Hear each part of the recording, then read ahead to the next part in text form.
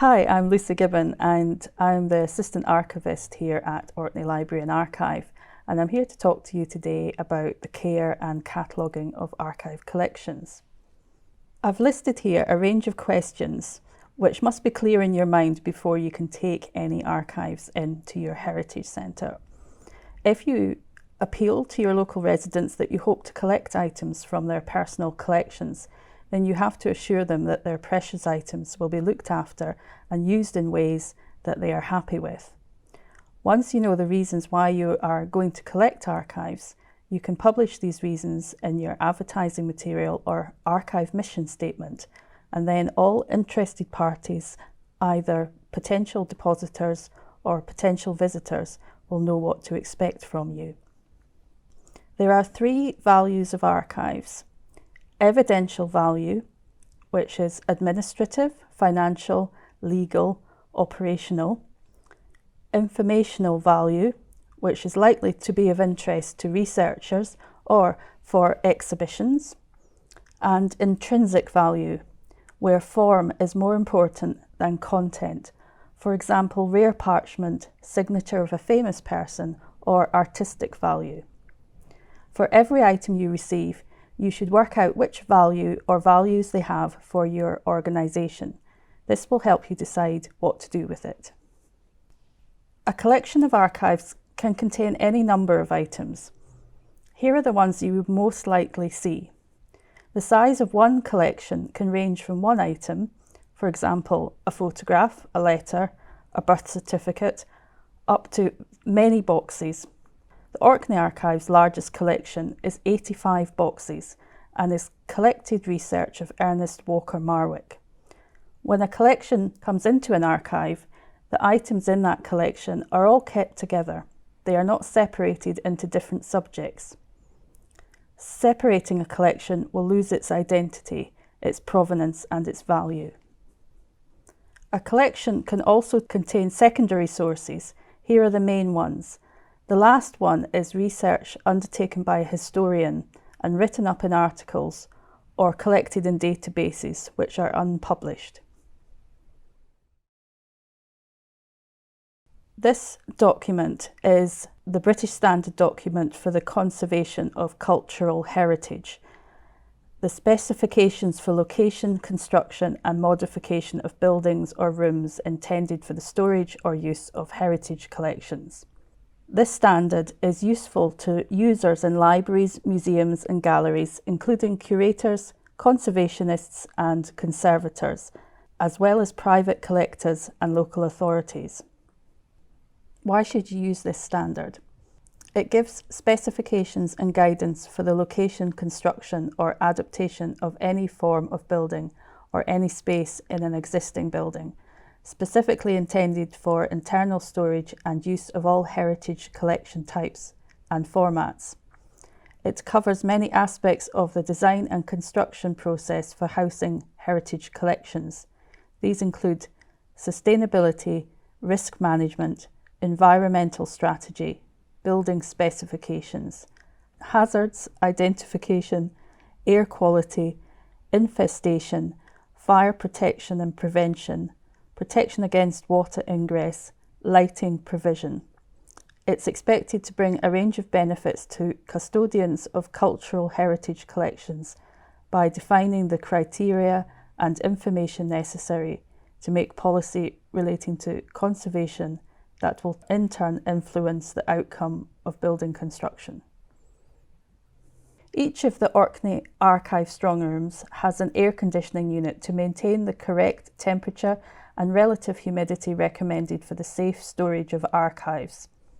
The levels are monitored daily, but there are also basic ways of maintaining temperature and relative humidity, such as to heat the room at a constant temperature and keep jugs of water around to moisten the air, or buy a humidifier. Alternatively, if there is already too much moisture in the air, then you will need a dehumidifier. Handheld relative humidity and temperature monitors are available. The basic principles of archive storage are not too hot, not too cold, not too wet, and not too dry. Another harmful environmental factor is light.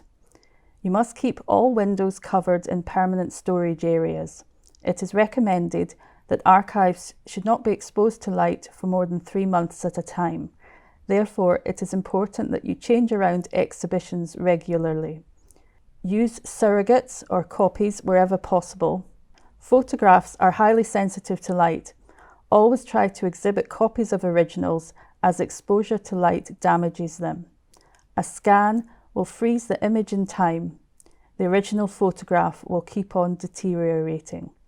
Keep in dark places, for example, boxes or closed files. The illustration is a covered window in one of our strong rooms. It is important to keep your storage free of pests that can harm your archive collections. Materials that are most vulnerable to insect damage include paper, parchment, leather, textile, wood, and some adhesives. There are a number of key insect species that will happily eat these materials, including carpet beetle larvae, furniture beetle larvae, silverfish, clothes moth, and book lice. Given the opportunity, they would feed and defecate on documents, causing irreparable damage. This sticky insect detector trap from Preservation Equipment Limited can help you monitor the types of insects that are in your storage area. Place them on the floor and check them regularly. Moths can decimate textile collections and should be monitored to prevent damage. Larvae can feed on a number of materials which are derived from animals, for example leather or feathers, and not just textiles like wood, wool or silk. The demi-diamond chemical and poison-free clothes moth pheromone glue pad can help to kill moths. Silverfish. Nymphs and adults eat the surface of damp paper, books, wallpaper, glues, and textiles. Do a risk assessment of any potential storage area. Look at temperature, humidity, light, potential hazards such as fire risk, flood risk, infestation, and security. Is the room lockable? Has it an alarm? Think of the most valuable item in your home and multiply that by 1,000, and then you will realise the importance of these documents. Depositors are the people who give you the archive collections. Depositors are one of your most important stakeholders, as they provide the items you exhibit and use for research and share with your visitors. Without depositors, you will have nothing to show. It is therefore important that you maintain a good relationship with them. When a collection is handed over, you enter into an agreement with your depositor, and this is where you work out the condition of the deposit. There are 4 main conditions of deposit. Gift. A gift transfers the ownership of a collection to the archive or heritage centre. The archive or heritage centre can then do whatever they want with the archive. They can exhibit it, they can publish it in a book, or they can even destroy it if they think it is beyond repair. Deposit. A long-term deposit is a collection loaned to the archive or heritage centre by the owner, sometimes with certain conditions. A long-term deposit agreement should be beneficial to both the owner and the archive. Certain conditions can be agreed to before the collection is handed over, such as a closure period on recent archives which may be sensitive to people still living, that the owner may want to know reasons why researchers are looking at their collection. And of course, this collection can be taken back by the owner at any time. Some heritage groups keep their records with the Orkney archive and only take out items to show in exhibition or research when they need them. Temporary deposits. Reasons for this could be copying purposes, to make publications, or to be part of an exhibition. An official deposit usually comes to you through your own organisation, perhaps society records, publications created by the society. This is the deposit agreement which the Orkney archive uses most often. It's called an accession receipt. It has an accession number, which is the collection's first reference number. It's in triplicate, which means that separate sheets can be kept in different places. So the white sheet, the top white sheet, is handed to the depositor, the blue sheet is kept with the archive, and the yellow sheet is filed away with the archivist. The condition of deposit is stated. If there are any extra conditions, these can be added here or on a separate sheet, usually in the form of a letter. We also include a brief description of the archive item, the signatures, and the date. The above information is important to keep, especially if the collection is a long-term deposit or a loan. This is another example of a deposit agreement which we use for Orkney Sound Archives. As the subject or interviewee of a sound archive always retains ownership of their interview, this form has been designed to specifically state the uses which the archive can make with it. In archives, accessioning a collection or an item records the receipt, provenance, brief description and condition of an archive. And because it contains information about an individual who is still living, that is the depositor, this information must be kept separate from the cataloguing information which you share with the public. Cataloguing a collection or an item is describing the content of that item, often in much more detail than the accession, together with subject headings for cross-referencing. This information can be shared to researchers in paper form or in a computer database so that they know what you have. In museum collections, the terminology is slightly different. An accession is called an entry and a catalogue is called an accession, which is sometimes confusing. The accession register and catalogue can be created as a database, such as Microsoft Access, or in an Excel spreadsheet, or in a table in a Word document, whatever format you are comfortable with. You can also buy software to record archives. Recording it on a computer means that it is searchable and used for extracting statistics. Orkney Archive and Orkney Museum use the software Axial CAM. When a collection first arrives, you should enter it into an accession register and give it a running number called an accession number. Record the details from the deposit agreement, a basic description, the depositor's name and details, whether it's a gift or a deposit, the date you received it, and its present location, and where you're going to store it.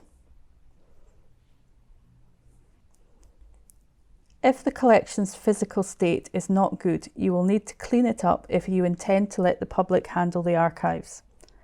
Repair rips with document repair tape or put it in a polypropylene pocket.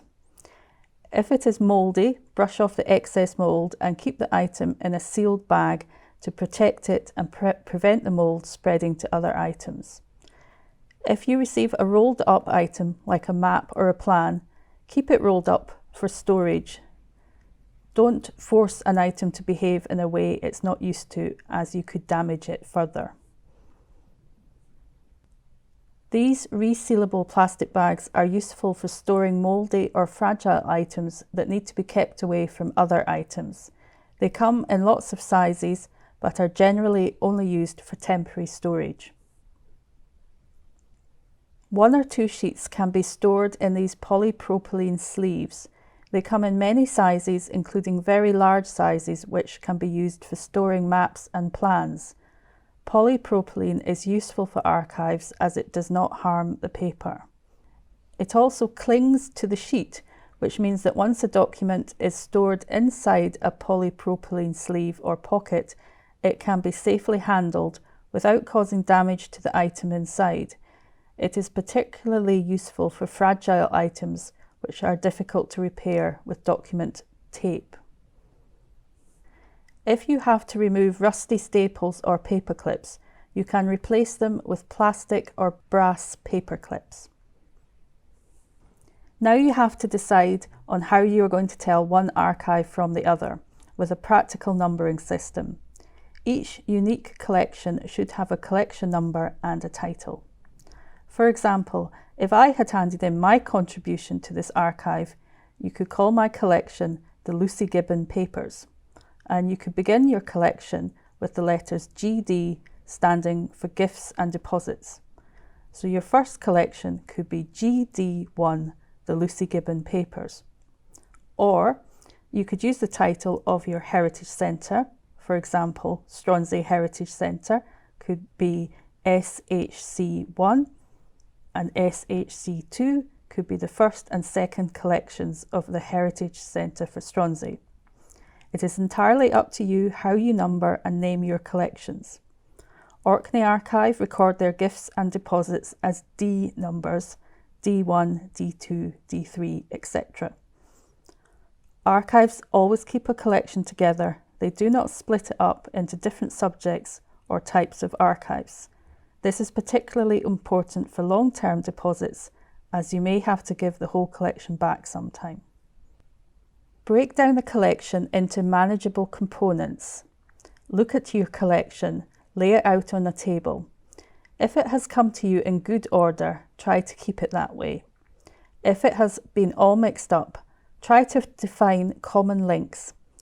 Some things to look out for in a collection are constitutional or legal documents, minutes, financial records, correspondence. Smaller collections can be separated into photograph subjects, people, places, occupations, common event items such as shopping week programmes, family history documents such as birth, marriage or death certificates.